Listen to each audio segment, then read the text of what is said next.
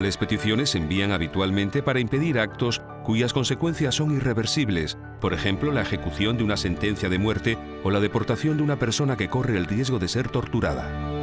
Los estados por lo general aceptan las peticiones formuladas por los comités. Por ejemplo, en el caso de una deportación, cuando un comité pide que se adopten medidas provisionales, los estados por lo general se abstienen de deportar a la persona en cuestión hasta que el caso haya sido examinado por el comité correspondiente.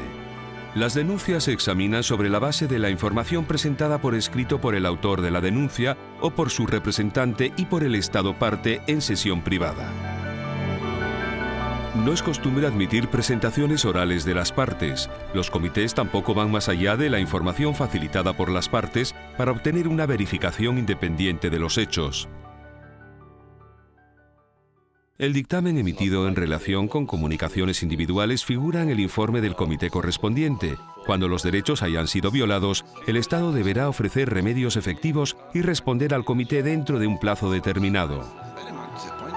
Los remedios dependerán de la gravedad de las violaciones. En virtud del principio de la buena fe, el gobierno tiene la obligación de respetar los dictámenes de los comités y de ofrecer remedios apropiados. Los comités envían al Estado parte una petición de información sobre la aplicación del dictamen y las contestaciones recibidas del gobierno se remiten al denunciante o a su representante para que formule observaciones al respecto. Cada comité designa a uno de sus miembros como relator especial, el cual debe informar regularmente al comité correspondiente sobre el nivel de aplicación de sus recomendaciones, y ello figura en los informes de los comités.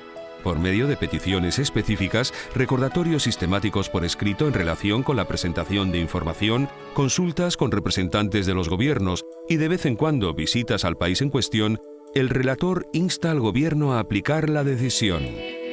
Los comités solicitan a los estados partes que faciliten información acerca del seguimiento de las decisiones sobre denuncias individuales durante el proceso de presentación de informes, y a menudo adoptan observaciones finales sobre la aplicación de las decisiones sobre denuncias individuales. El Consejo de Derechos Humanos también alienta a los gobiernos a aplicar las decisiones de los comités en el marco del procedimiento de examen periódico universal. Aunque algunos gobiernos no cumplen las decisiones adoptadas por los comités, un gran número de estados han ofrecido diversos remedios a los denunciantes a raíz de las decisiones. Muchos han pagado una indemnización, han puesto en libertad a un detenido, han vuelto a abrir casos penales, han prohibido la deportación de personas, han otorgado permisos de residencia, han conmutado la pena de muerte y han enmendado su legislación y práctica contrarias a los tratados. Austria considera las opiniones de los comités como un instrumento nacional muy importante para la protección de los derechos humanos en el país. Las autoridades de nuestro país tienen la obligación de tenerlas en cuenta y seguiremos actuando así en el futuro. De hecho, algunas modificaciones muy importantes de la legislación se inspiraron en las opiniones de los comités.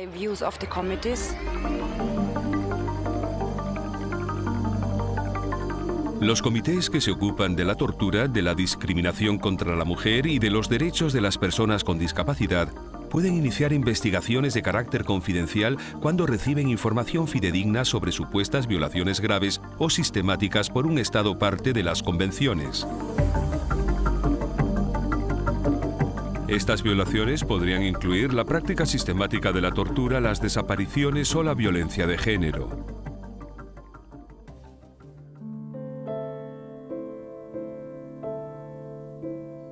Ella trabajaba en una tienda de calzado. Ese día lavé su ropa. La colgué, me sentía algo rara. Mi hija estaba desaparecida desde hacía un mes. El 9 de septiembre encontraron un esqueleto, pero dijeron que era el de un niño de 12 años que llevaba muerto 6 meses.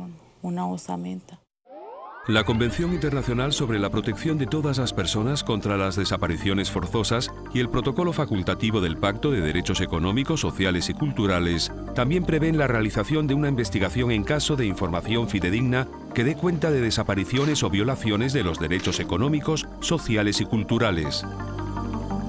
Este tipo de procedimiento también figura en la Convención para la Protección de todas las personas contra las desapariciones forzadas y el protocolo facultativo del Pacto Internacional de Derechos Económicos, Sociales y Culturales. Los comités que tengan esa competencia podrán decidir, siempre que el Estado parte consienta, enviar una delegación para visitar el país en cuestión. Los resultados de las investigaciones, incluidas las recomendaciones del comité, se comunican al Estado parte con el ruego de que presente sus observaciones al comité, por lo general dentro de un plazo de 6 meses.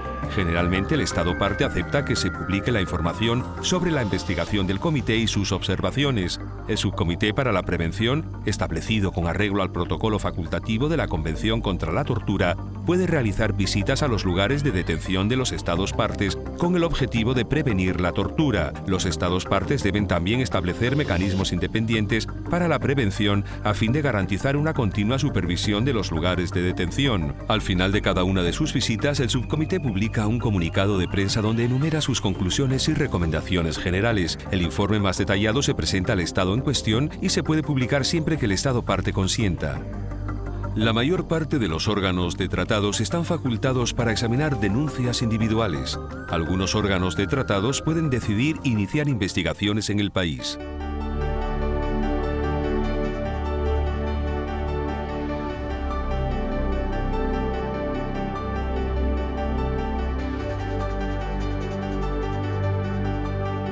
Los órganos creados en virtud de tratados son conscientes de los retos con que se enfrentan los Estados partes para poder cumplir la obligación de presentar sus informes y de las dificultades con que tropiezan algunos titulares de derechos para acceder al sistema y utilizarlo. Para atender este y otros problemas, tratan constantemente de mejorar y simplificar el sistema.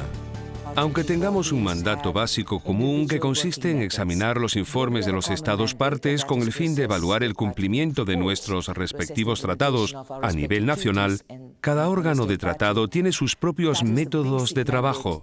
En efecto, tenemos métodos de trabajos específicos, un reglamento específico, directrices específicas con respecto al informe en el marco de cada pacto. Este grupo de trabajo nos dio la oportunidad de ver la manera diferente de hacer las cosas. El principio subyacente es un principio de igualdad, pero lo que trata de hacer el comité es fomentar la igualdad mediante la eliminación de la discriminación racial. Existen otros medios para garantizar la igualdad, unos métodos más positivos quizás, como por ejemplo una política del reconocimiento, pero ante todo lo que tratamos de hacer es erradicar ciertas manifestaciones y promover relaciones positivas entre las personas y los grupos de la sociedad. Es esa nuestra tarea. Hay que comenzar creyendo que esto es posible. Si no creemos que todas las personas somos iguales en dignidad y en derechos, ninguna medida va a ser posible. Hay que creerlo.